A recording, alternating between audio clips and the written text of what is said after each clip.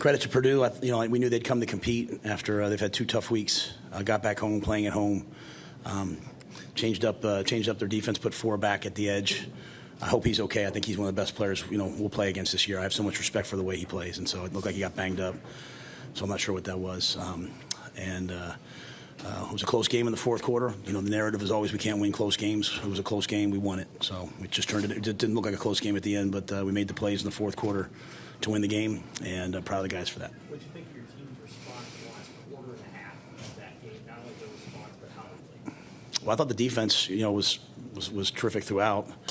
But the offense, the offense punted twice. They just up and down the field, just a couple of crucial penalties hurt us, and then obviously if you're able to make some, so you're down inside the 35. I think, I don't know how many times we crossed the 35-yard line. Those are, 3, I think 1 missed and 2 bad snap that led to blocked field goals, right, which were unfortunate. I love the fact that they didn't flinch. They didn't flinch. At halftime, I told them this is exactly where I felt like our team needed to be. To come off the heartbreak of last week, a game that nothing went right in terms of like one play goes right, we might win that game last week. To come back, I don't know what the narrative, I don't know what's been like around here before that, but a lot of times teams, they come off that heartbreak and they don't play great the next week, that I've been a part of. So I thought for our team to bounce back, Tommy tried to go, he couldn't go. Guys are down, guys step up. We played a lot of guys today. And things not go exactly right. I thought it was exactly what we needed, to be quite honest. I'm glad it ended up 28-10, but that was a game we had to fight for, and guys had to make plays, and got some tough calls go against us in the first half, and the guys. In fact, if anything, they were telling me to keep my composure. So appreciate those guys. What kind of lift did Emmett give you in the second half? Yeah, I think.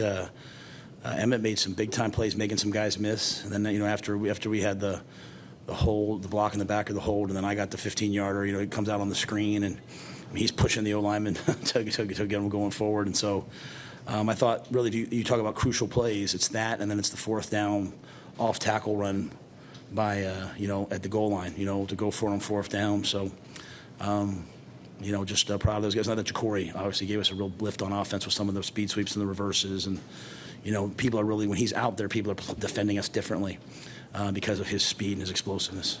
Just the overall execution on offense in the second half, when you got across onto their side of the field, what keyed it being so much different after the first 30? It was just 3rd downs in the first half. We were 0 for 5 in the first half on 3rd downs, and 2 of them we ran it to get it to 4th and short. Because we were planning on going for it. The one we went to 4th and short and we false started. Okay.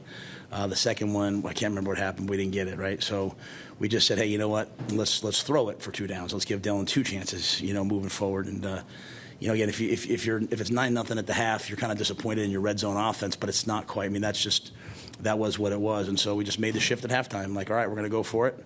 And I thought the play were in the red zone where Dylan found Jamal. He showed patience. He knew what was there, and made a play. How would you characterize the mood at halftime, given that where you guys were at? Very, very locked in. Very locked in. I think our guys last week felt a lot of pressure to win, and not in a bad way. That's not a soft thing. Like, they just know people are counting on them to win, and I think this week they said, forget it. Let's just go compete. Let's just go play, and. I thought guys wanted to play. And then they came out, you think about it, right? They came out and they went down the field and scored and kicked a field goal. And but I thought our guys went right back down there. So, about everything that could go wrong went wrong in the first half. Emmett's touchdown gets called back. We didn't touch the guy. We didn't touch him. We did not touch him. So it wasn't about whether he was behind the line or not.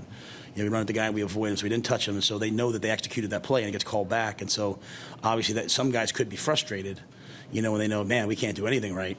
But I thought the guys responded, and I was really proud. So that, again, that's what I said to them at halftime. Is this is exactly the type of game we need.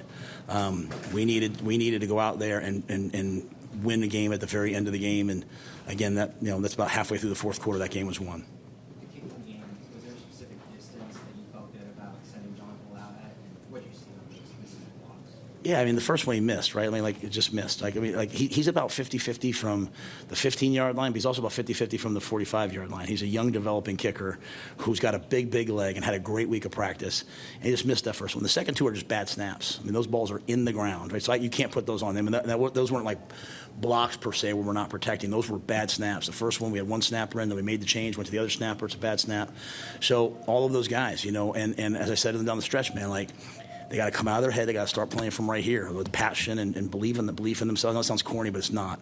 And even the extra points at the end, all of a sudden we had good snaps. And so we are. It might not be for everybody, but we are just a growing team. We're just growing. All right. So people can spend all their time trying to think what we're not. I choose to see what we are. We're getting a little bit better in different areas. We went on the road after a devastating a devastating loss last week, and we found a way to win. And I couldn't be prouder. It wasn't the best football. We have a lot to fix, but I'm proud of the heart of that team. It was just to be clear, one of the snaps was one guy, and the other was the other guy. I believe so. Yeah. I mean, if I'm wrong, sometimes you guys are more right than me, but we made the switch. I thought the first was Flaggy, the second one was Wittucky. That's okay. I thought so. Yeah.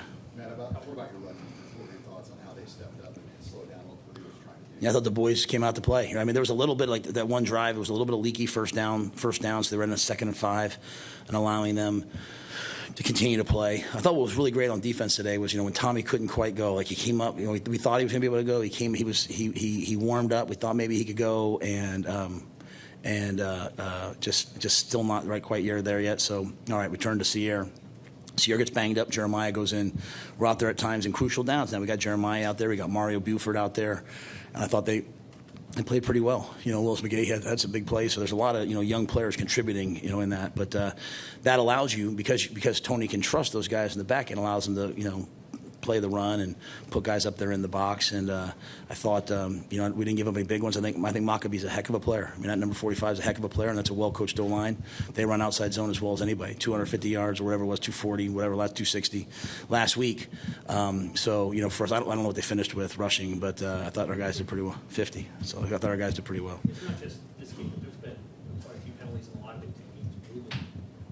From your thought process, is there a conversation that they need to have, the league needs to have with teams about blocking on the perimeter or covering the receivers, and then what did they tell you at the end about doing that? Yeah, I got a flag. I threw my headset. Now I was on the white, so I was under the impression on the white I could throw my headset. He said the referee said I looked at him, so he knew I was upset. But obviously he didn't throw the flag, so I was just mad, So I'm not here to complain about officials. I'll turn them in. I'll get the responses on Monday or on Sunday.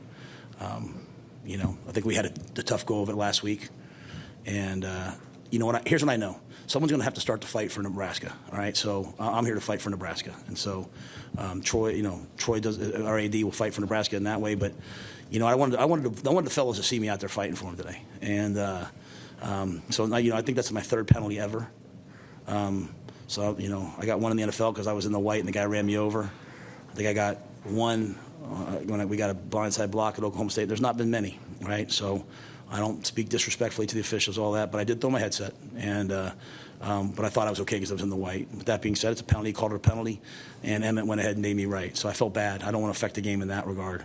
But penalties are penalties. I just we're not an undisciplined team. We're doing things right. We're doing high level things, and we're getting when I get caught, I'm going to stand up for it. But again, that's a hard job. I'm not here to. That's a hard job. I can't imagine how hard that is, and I respect the men who do it. So maybe you're on the pregame scene with the Oklahoma drill where you were running your team kind of through a live drill. What was your thought? I mean, you were out there leading them in front of everybody, kind of hitting full contact hitting. What was the thought of that? No thought. Is that something you have done before? Yeah, well, but we did it way back when. But I was just excited to go. Today was about us. Today was about us coming out to compete, and I wanted to see the guys come out and fly around and compete. So I just called a couple guys out, and they were ready for it. One of those guys was last week in trade. He's the guy that was leading blocker on that 4th down. I don't know if you've seen that play, but he basically took out their 2 best defenders. Yeah, did he really? That's awesome.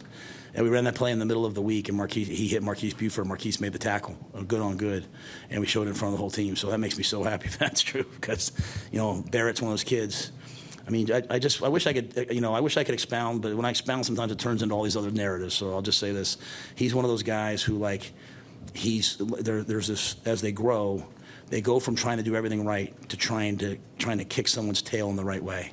And along the way, they have to block out all the noise of everyone telling them what they're doing wrong. And so Barrett's someone who tries to do everything right. And hopefully, it sounds like, and that's a day one training camp play. Like, we tried Carter over the top.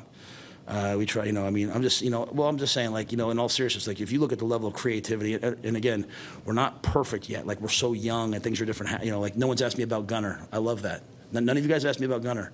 We went with our third-string left tackle on the road against Purdue and played with a third-string left tackle. I'm fired up for him because I didn't notice him, and I'm not saying that in a negative way towards you guys. I'm waiting. Like, I didn't notice him. I just kind of was out there. Like, I never said, like, hey, Sat, chip him. So, like, I'm proud of the young guys, right? Like, we handed the ball off to Carter Nelson on the 1 yard line to go over the top. It didn't quite go in, but, like, we're just trying to trust in the guys. And you're going to wake up someday, and all those young guys are going to be out there. I mean, Ja'Cory, they're flying around. And so I'm fired up about that. But I think Gunner played pretty well. And that's a big storyline because when they moved forward to an edge rusher. When they did that in pregame, I was like, damn, that's a good move by them. Sorry, Mitch. Any update on Mazuka? His status? No, it's not by him today. I'll talk to him on Monday. Yeah, I mean, he's not off the team, but he's not here today. All right. All right, thanks, guys.